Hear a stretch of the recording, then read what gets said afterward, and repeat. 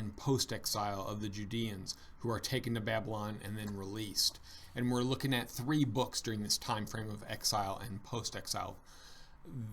Ezra, Nehemiah, and Esther. Now, Ezra's big idea, book theme, however you want to say it, is connected to the temple.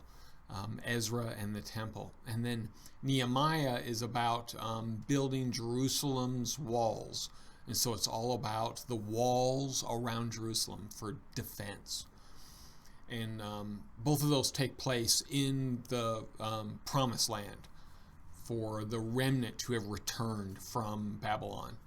Esther takes place in Babylon and involves the Judeans who stayed, the Judeans who do not actually come back. Looking at Ezra and Nehemiah, my friends, we divide them into 2 books, but in the Hebrew Bible, it's 1 book. Ezra and Nehemiah are in fact 1 book. We divide them for no good reason, but it's in as 1 book in the Hebrew Bible. And in fact, the Babylonian Talmud, Josephus, all those guys refer to the book as being 1. We've divided them into 1 and 2 volumes, just like we did Chronicles into 1 and 2 volumes, and we did that around 1448 or so. The 15th century Anno Domini is when we divided them into 2 books, and it just has remained that way, as it were. Who's the author of these books? That's a great question. The book of Ezra was written by the spiritual leader Ezra, the scribe or the priest, so it's named after the author. In fact, in the book of Ezra, chapter 7 through 9, you see Ezra using the first person. He talks about himself in the first person, and so we have the author referring to himself that way, so he's in there. Most of Nehemiah seems to have been written by Nehemiah, and there also contains some first person references in Nehemiah chapter 1, 12, and 13. And so it seems that Ezra incorporated Nehemiah's material into his book and vice versa, as it were. And so authorship, we can think of it as being named by the author, named by the authors. Let's look at each one of these. When we take a look at Ezra, we need to ask the question, why did some Israelites return to Jerusalem from exile? And that's a study question that we ought to look at that forms, for memory's sake, it forms around 3 words that start with P: personage, protects, and promises. Those are just memory devices for you to be able to grab a hold of the larger meaning. So the answer to why do some Israelites return to Jerusalem from exile is in Ezra, Nehemiah, and Esther, God's faithfulness and the people's future hope are seen as God protects and restores the remnant to the land, so that God's promises, primarily his promises about the Messiah and all the blessings connected to it, may be fulfilled to future generations. God has made promises, and it requires the Israelites to be in the land. And you can see all of that in the prophets. Joel chapter 3, Isaiah 65, Micah chapters 4 and 5, Zephaniah chapter 3, even Lamentations chapter 5, which we will be looking at in later courses, the later classes of this course. The reestablishment of the exiles as God's people in Jerusalem and Judea is really the purpose of Ezra and Nehemiah. The remnant of the people gradually come back in waves under the leadership of Sheshbozeth, Zerubbabel, Ezra, and Nehemiah, as God providentially makes provision for them through the Persian rulers, as God enables them to rebuild their conquered homeland, and as the people continually repent of their evil in order to follow God's law. Ezra, the first 6 chapters are about the first return of the people after the exiles returned to Jerusalem under the provision of Cyrus to rebuild the house of the Lord. They began the project, but were interrupted through oppressions, being oppressed by the Samaritans. Nevertheless, they ultimately realize... Well, the phone's ringing. Hold on. Look at that. I answered the phone and got right back there. All right. It wasn't an emergency, huh? Where was I? Something. Oh, oppression. They were being oppressed by the Samaritans, but even though they were being oppressed by this new group of the Samaritans, nevertheless, they ultimately realized the rebuilding and dedication of the temple during the 6th year of Darius's reign, as well as a celebration of their first Passover in the temple. And so that's just huge, my friends. Huge. It gets it done.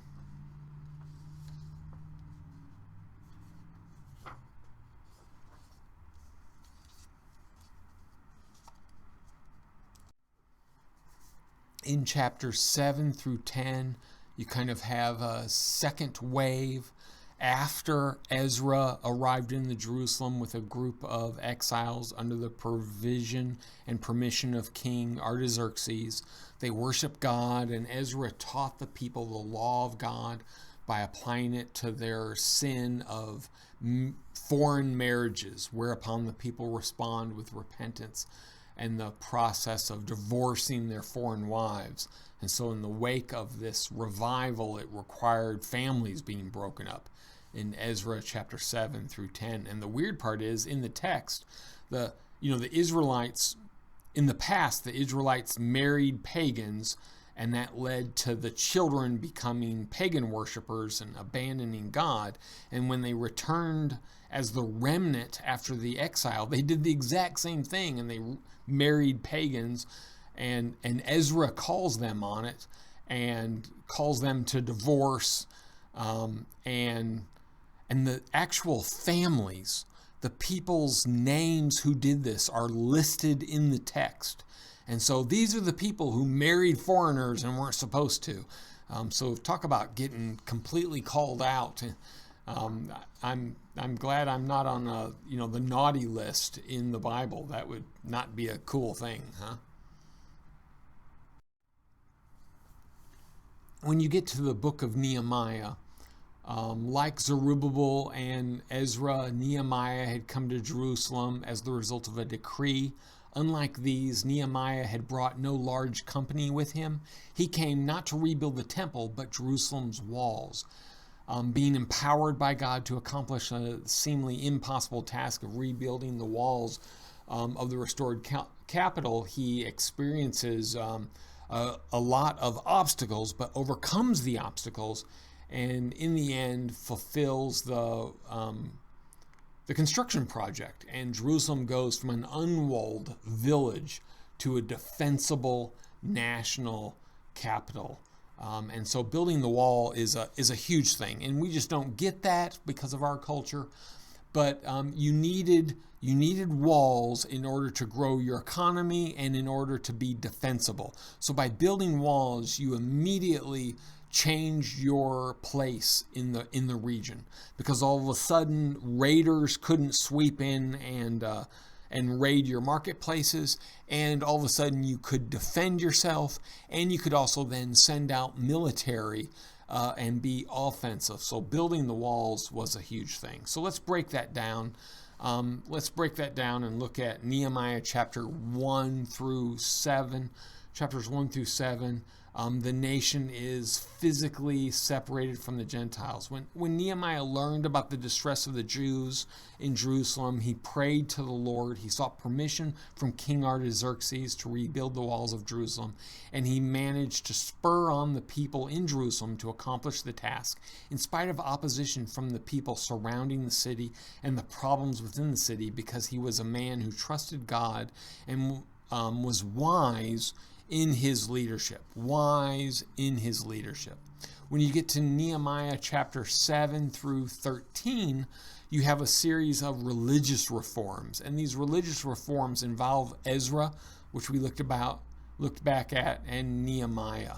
After the people became identified as a new society under the law of God, with the walls of their capital city established, Nehemiah restored them from their fallbacks into disobedience, so that they might obey God's law again. And so you have the reading of the law and a recommitment to obey the law. And then you have them restored to purity, as it were. All in the context of the same rebuke that Ezra does, where you have the Israelites marrying foreign women and thus sinning against God. And so you have that same kind of sin being called out, and the revival followed thereafter.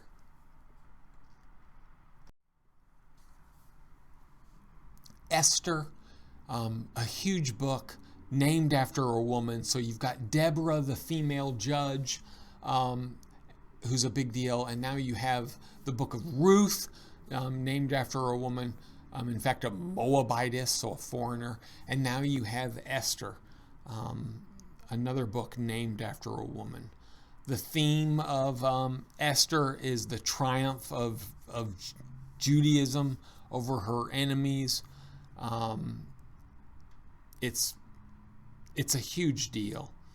It involves a beauty pageant, a Jewess who becomes queen. It's huge, a queen of Persia. Let's just break it down by looking at each one of these. In Esther chapters 1 and 2, you have kind of the setting scene where Esther is elevated to queen of Persia. They have a beauty contest, and the most beautiful woman is elevated to be queen. And so Esther wins this beauty contest, and so she becomes queen of Persia. She demonstrates her qualities, and it's her cousin Mordecai.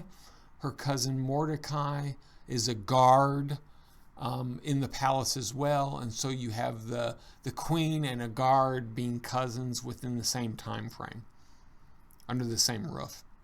In Esther chapter 3, you have Haman, who is prime minister. He's the second most powerful person to the king. He had his pride offended by Mordecai, Esther's cousin, causing him to devise a plan to kill all the Jews in the kingdom. Mordecai is a known Jew in the palace. Esther is a secret Jew. Nobody knows that Esther is Jewish. And so Haman not only wants to kill Mordecai, but Haman wants to kill all the Jews in the kingdom. And to secure the king's approval for the destruction, he sets upon a plot. And the plot is Haman goes to the king and says, there's a vicious people among us. They're plotting against you. We need to rid them. And so the king issues a decree that on the 13th of the 12th month, it's legal to kill the Jews. If you kill a Jew, you won't be punished. And so Haman gets what he wants. In chapter 4, Mordecai, this Jewish guard, hears the plans of Haman and develops a plan of his own, a counter plan to save the people. And his plan involves Esther. He needs Esther to intervene on behalf of her people, the Jews. And at first she refuses because she doesn't have the ability to just enter the king's presence. She doesn't really have a voice before the king. But Mordecai convinces her to do it, to establish to invite the king to a dinner, and at the dinner, tell the king that it's actually Haman behind this plan. And so eventually Mordecai convinces Esther to do this. Esther invites the king to dinner in order to reveal Haman as a bad guy, and that Mordecai is a Jew and Esther is a Jew, and that the king needs to do something about this. When the king comes to dinner, he brings Haman. And so everything is undone. So Esther falls back into being the wallflower and doesn't reveal the plan. Eventually, she does it again, and this time Esther bursts out and tells the king what's going on. That this whole thing is about Haman being a bad guy. Esther just does it. It's in chapter 5. The king realizes he's made a mistake. Mordecai had saved his life from an assassination attempt. So in the end, what the king decides to do is that the king can't undo his law. So instead, what he does is he decrees that on this day, the 13th day of the 12th month, that he had already decreed that it's not illegal you won't be prosecuted if you kill a Jew. Then what he does is he decrees that, okay, on this day, only the Jews can have weapons, which radically changes the event, right? So all of a sudden there's this safety. And so instead of a time of defeat on the state, you have a time of victory. You have Mordecai is exalted, and Haman is destroyed. So Haman was building gallows in his yard in order to hang Mordecai on the state. And instead the king decrees that Haman gets hung on the gallows that he had built for Mordecai. And all of a sudden that creates this prime minister spot, the second most powerful position, open in the king's administration. And you know it, who gets promoted to that? Mordecai gets promoted to that. And so you have this major reversal. The Jews are saved. Haman is killed. Mordecai is promoted. This beautiful turn of event. And so at the conclusion of the book, Mordecai establishes this Feast of Purim, or Purim, depending on how you pronounce it, where you have this annual celebration that celebrates the Jews being delivered from extermination. And in the celebration of Purim, they read the book of Esther. And they do this to this day, where they celebrate Purim, where you read the book of Esther, and every time Mordecai's name is mentioned, you get to boo or even spit if it's being done outside. And every time you mention Mordecai's name in reading it, you get to celebrate or set off poppers or shout hooray through the reading. And then there's this it's a big festival, and there's games, and there's food, and it's a huge blast. But they still celebrate Purim and celebrate this deliverance of the Jews in the kingdom of Persia, all by Esther speaking up. And Haman gets justice, and Mordecai gets elevated, as it were. A big deal. And so this is the third of the history books in the exile, post-exile time frame. You have Ezra, Nehemiah, and then Esther.